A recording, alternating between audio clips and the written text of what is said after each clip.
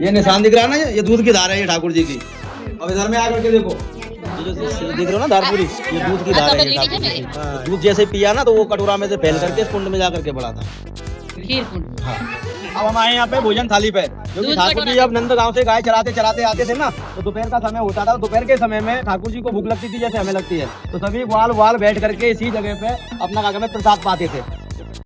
राधे राधे। ब्रज 84 कोस परिक्रमा मार्ग में अभी हम लोग आ चुके हैं भगवान श्री कृष्ण की फिसलनी शिला पे।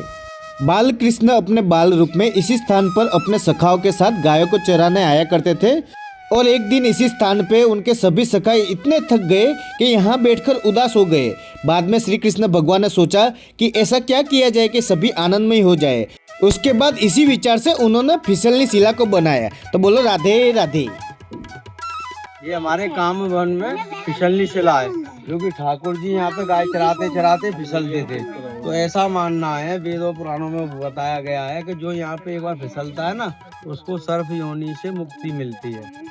तो यहाँ पे जब हम फिसलेंगे तो शायद ठाकुर जी हमारी सुन लें कि हमको सर्प योनि से मुक्ति मिल जाए। यहाँ पे आपका फिसलने की जगह कहाँ पे है? ये सामने जो हम चल रहे हैं, देखो ये पहाड़ी पे देखना, पहाड़ी पे ऐसे ही वो निशान बना हुआ है, जो ठाकुर जी फिसलते थे उन्हीं का ही निशान बना हुआ है यहाँ पे। इसको फिसलनी शिला बोलते हैं। यहाँ पे जूम करके दिखाओ। हाँ, यहाँ पे आज भी यहाँ पे भगवान श्री कृष्ण की लीला को याद करके लोग फिसला करते हैं, और बच्चों के साथ बड़े भी बच्चे बन जाते हैं और यहाँ से फिसलकर अपने बचपन को पुनः जीते हैं। तो चलिए हम भी फिसलते हैं यहाँ पे बच्चे बनकर। बोलो राधे राधे।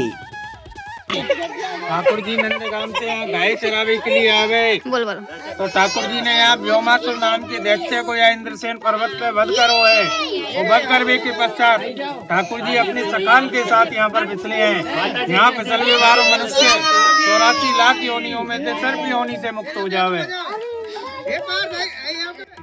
ये है भगवान के बाल रूप की असली फिसलनी शिला। तो चलिए हम भी मन से भगवान के बाल रूप के अनुभव करते हैं यहाँ से फिसल कर। बोलो राधे राधे।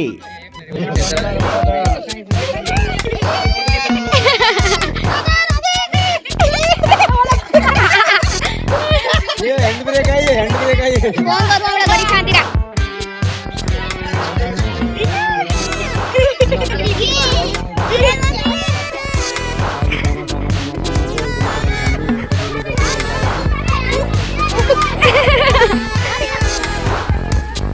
चलो चलो आगे चलो, जल्दी चलो आगे चलो।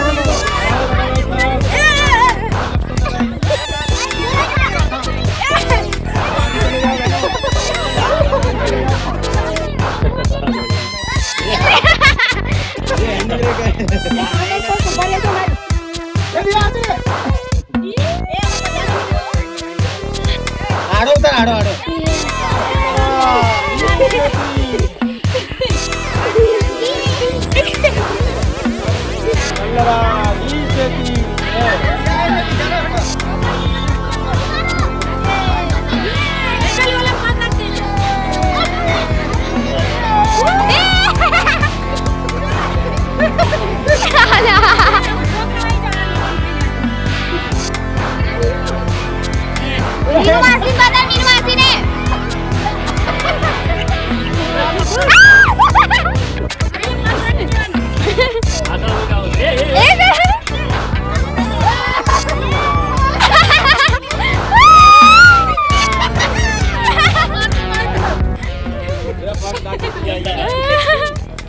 फिसलनी शिला पे बच्चों की तरफ फिसलने के बाद अभी हम लोग जा रहे हैं ब्रज के दूसरे स्थान भोजन थाली पे।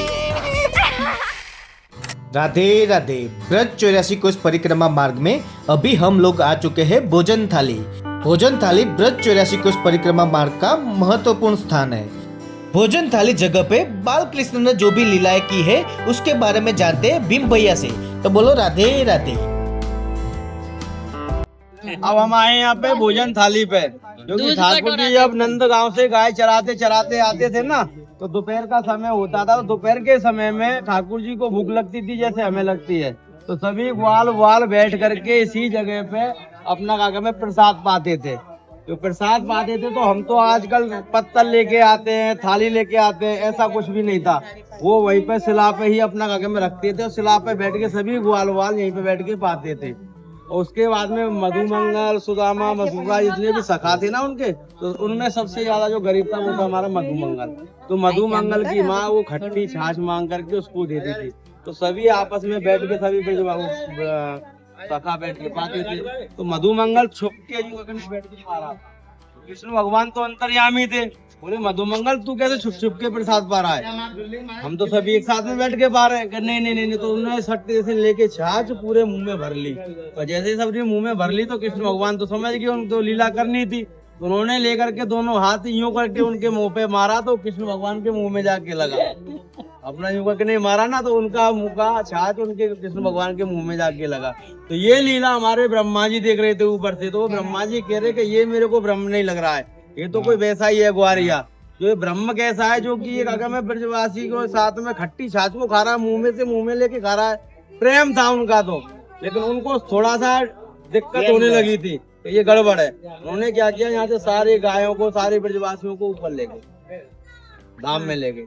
धाम में ले गए तो कृष्ण भगवान को गुस्सा आ गई कि मैं यहाँ पे अपनी लीला कर रहा हूँ, ब्रह्मा जी मेरे सखाओं को गायों को ऊपर ले गए।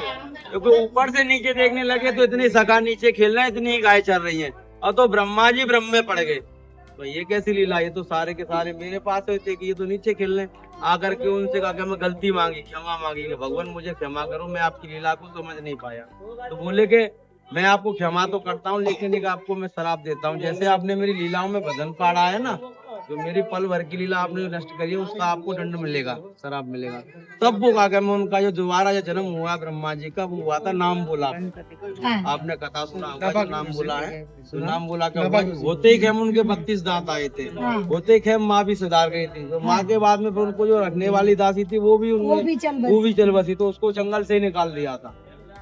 बोलो राधा रानी की जय। कथा तो काफी विस्तार करके, लेकिन हमको शॉर्टकट में करके चलना है, 1 साल तक चले लिए। हाँ कथन तो कर लो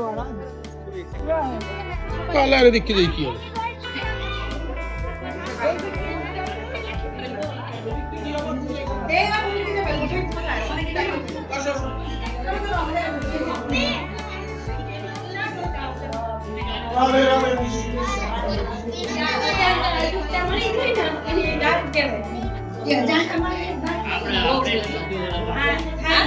भोजन थाली आप लोग बैठे, सब बैठो। इधर में देखो, एक आगे में खीर कुंड के लिए धार जा रही है। देखो यहाँ से देखो, ये निशान दिख रहा है आपको, ये निशान दिख रहा है ना, ये दूध की धार है, ये ठाकुर जी की।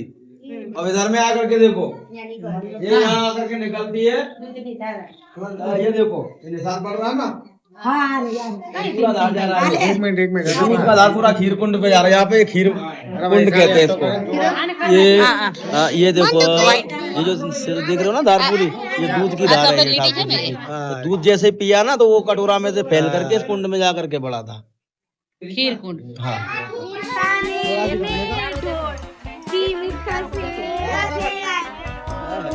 राधे राधे राधे राधे राधे राधे राधे